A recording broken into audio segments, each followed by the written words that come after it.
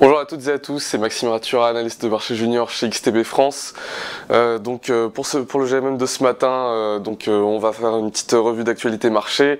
Les États-Unis nous ont offert un très beau closing hier à 22 h. Donc le S&P 500 a été en hausse de 1,69%, le Nasdaq de 2,5%, Dow Jones 1,04% et le Russell 2000 1,53%. Donc on voit déjà ces performances que la dynamique a largement été en faveur des grandes capitalisations et c'est principalement dû donc à un indice des prix à la production qui a été paru largement sous les attentes. On était à 2,2% pour l'IPP et pour l'IPP Core c'était 2,4%. Voilà, ces attentes vis-à-vis de l'inflation ont beaucoup rassuré les investisseurs puisque effectivement l'inflation est un des points de tension principaux sur les marchés actuellement puisqu'on attend encore une baisse des taux en septembre et donc toutes les informations vis-à-vis des conditions économiques sont bien sûr capitales vis-à-vis justement de ces anticipations. On est toujours à 100% de probabilité d'une baisse des taux en septembre. Voilà, donc pour l'Europe, on a aussi eu un bon sentiment, 0,87% pour l'Eurostoxx, 0,7% pour le CAC et 0,88% pour le DAX. L'Asie a été un petit peu plus mitigée. Au Japon, on a quand même enregistré une performance de 0,72%, ce qui était normal. Il faut qu'on respire un petit peu après tous ces mouvements sur les marchés.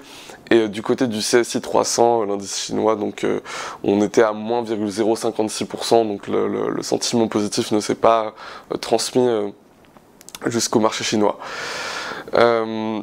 Donc effectivement, voilà cette situation d'inflation qui a rassuré les investisseurs. Le sentiment est toujours bon ce matin sur les contrats à terme.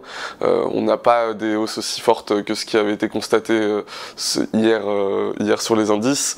On a seulement l'Eurostoxx qui affiche une performance de 0,2% qui est notable parmi eux, même si le sentiment est quand même bon malgré des performances qui restent un petit peu stagnantes.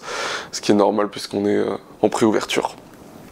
On a du côté de l'USD, de l'or et du taux à 10 ans, donc une dépréciation du dollar, une dépréciation des rendements du 10 ans et également une dépréciation de la performance de l'or, ce qui peut signifier en addition avec justement cette performance des indices américains que les investisseurs commencent à avoir un retour par rapport à l'appétit, il y a un retour de l'appétit au risque chez les investisseurs et donc ça expliquerait aussi pourquoi est-ce qu'ils sont en train de diriger leur flux vers des valeurs considérées comme un petit peu plus depuis des valeurs considérées comme un petit peu plus refuge vers des actifs plus risqués, notamment les indices actions. Au niveau de retour de l'appétit au risque et on a des conditions de marché qui sont plutôt bonnes. La volatilité implicite est actuellement plus basse que la volatilité implicite d'hier. Je vous avais dit qu'il y avait un point de tension aujourd'hui au niveau de cette volatilité. Et bien ça s'est largement détendu sur les options. La volatilité implicite est passée sous la volatilité historique. Alors quand je vous parle de cette volatilité, je vous parle des valeurs de closing sur les options du SPY, donc l'ETF du S&P 500. Et donc ça peut éventuellement changer ce matin à l'ouverture de la séance européenne. Le VIX a cédé 12,6% de sa valeur, donc il s'établit à 18,11%. Le VVIX a baissé, donc la volatilité du VIX a baissé de 6,6% et le TailDex, dont je vous parlais hier, lui a baissé de 22,28%. Donc ce petit facteur de risque que je vous avais évoqué aujourd'hui a été largement comblé. Alors vous m'aviez demandé en commentaire où est-ce que vous pouvez trouver cet indice du TailDex, donc je vais vous montrer à l'écran. Alors c'est sur ce site, donc c'est sur le site de Nations Indices, donc un fournisseur d'indices et très important puisqu'il fournit des indices de volatilité. Et donc vous allez en haut à droite sur la partie Nations Index Values et donc lorsque vous tombez sur cette page, vous aurez ce bandeau avec des performances qui défilent, et donc l'indice dont je vous parle c'est le TDEX. Vous pouvez voir donc la performance que je vous indiquais, moins 22,28%.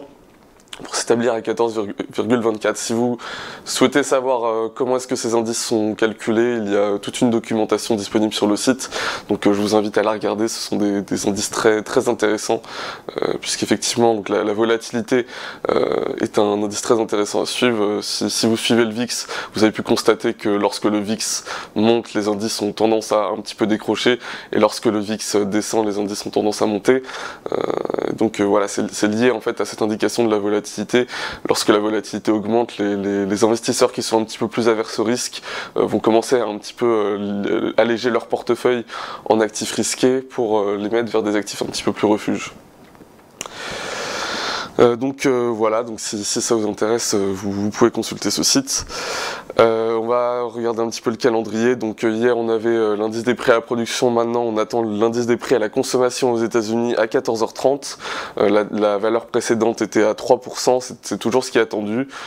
Bien évidemment l'indice des prix à la production a été plus bas, mais il va falloir un petit peu de temps avant de voir cette baisse de l'inflation des prix à la production ressurgir sur l'indice des prix à la consommation. Donc attention, il pourrait y avoir une mauvaise surprise, même si ce n'est pas vraiment ce qui est attendu pour le moment.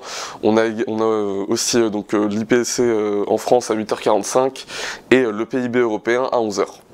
Au niveau des résultats, on va avoir les résultats de Cisco après la clôture américaine. On va terminer donc ce GMM avec un très léger regard technique pour un petit peu se rappeler de la situation. Je vous montre le graphique du S&P 500 à l'échelle hebdomadaire.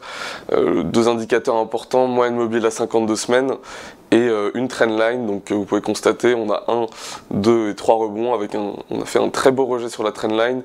Il y a eu une fausse cassure de cette trendline durant la fin de l'année, la fin 2023, qui a finalement été largement comblée. On est repassé au-dessus et actuellement c'est celle qui est en vigueur, puisque vous pouvez voir la mèche est quand même assez évocatrice de la puissance de cette ligne de tendance. Donc voilà, sur le long terme, on reste dans une tendance haussière sur le plan technique. On a des bonnes conditions de marché et on a un environnement macroéconomique qui tend à être positif. Donc pour l'instant on reste dans une bonne configuration. Attention toutefois aux chiffres de l'inflation d'aujourd'hui qui pourrait surprendre si jamais il n'était pas dans le clou des attentes. Voilà, c'est tout pour aujourd'hui. J'espère que les informations auront été intéressantes. Je vous invite à liker la vidéo, à la commenter et je vous donne rendez-vous donc la semaine prochaine pour un nouveau GMM. Au revoir.